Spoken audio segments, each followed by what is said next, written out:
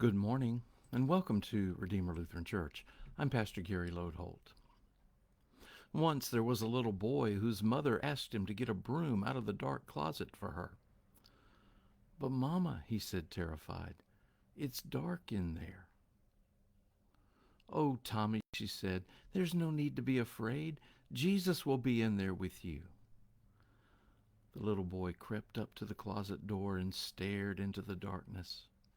Finally he called out, "Jesus, if you're in there, would you hand me the broom?"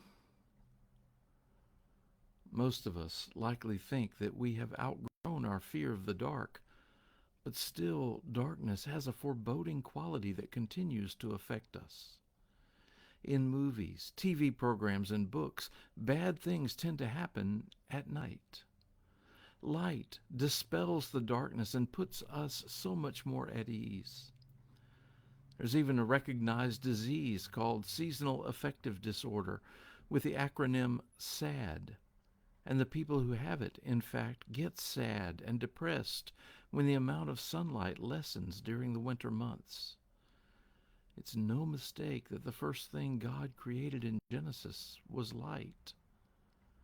We are creatures who crave light. In our time together this week, I want us to look at what I'm calling the little letter of love. The small book of 1 John near the back of the New Testament is easy to overlook because of its size, but hard to ignore because of its content. So I plan to spend this time this week by looking at some of what I might call 1 John's greatest hits, significant and meaningful verses that come from 1 John. Maybe I should offer a little background first. No one is quite sure who wrote the letters of 1st, 2nd, and 3rd John, but at the very least they do seem to come from a tradition and view of Jesus that was influenced by the Gospel of John. In fact, while it is thought of as a letter, 1 John is more like a sermon. You may have heard of Gnosticism, and in several ways the author of 1 John is urging people away from Gnostic thought and toward authentic Christianity.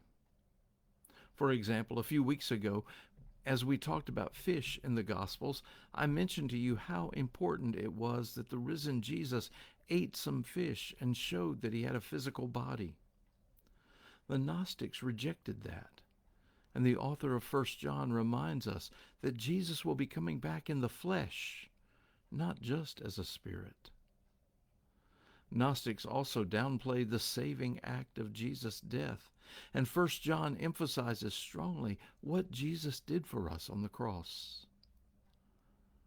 Along the way, he uses some beautiful language to call us to true faith. In 1 John chapter 1, we find these words, "This is the message we have heard from him and proclaimed to you, that God is light, and in him there is no darkness at all." This is good news for us who are so drawn to the light. Our fears, our struggles, our failures, even those parts of our lives that we have buried deep and hidden far away from the eyes of everyone, they are all exposed in the light of Christ. And in spite of them all, in spite of all the ways we are not who we are supposed to be, we are bathed in the light of God's love. Even more, that's where we want to be as we live out our days. There's a joy to life lived openly and freely in the light of God's love. We aren't trapped in the drama of secrets and dark hiddenness. Instead, life is open and joyful. Maybe this is best expressed in the hymn, "I Want to Walk as a Child of the Light." The verse says, "I want to walk as a child of the light. I want to follow Jesus." God set the stars to give light to the world. The star of my life is Jesus. Then the refrain comes along. In him there is no darkness at all. The night and the day are both alike. The Lamb is the light of the city of God. Shine in my heart, Lord Jesus. You see, God's light not only shines on us, but also shines through us to others. Now, amidst all the beautiful words, 1 John also at times speaks eloquently with harsh truth. Later in chapter 1 we find, if we say that we have no sin, we deceive ourselves, and the truth is not in us.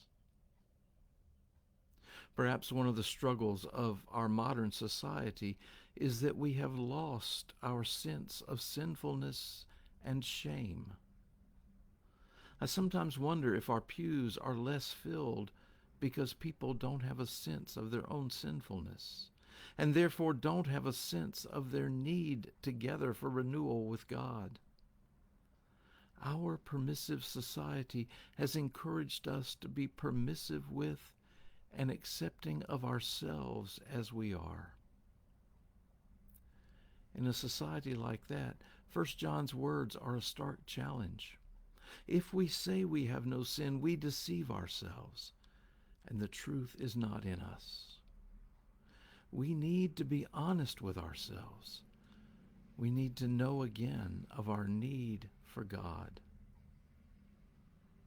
You might say we need to quit hiding in the darkness of self-deception and come into the true light of God. We need to come into the light of God's love. Shine in our hearts, Lord Jesus. Thanks for watching, and remember to let this day belong to God.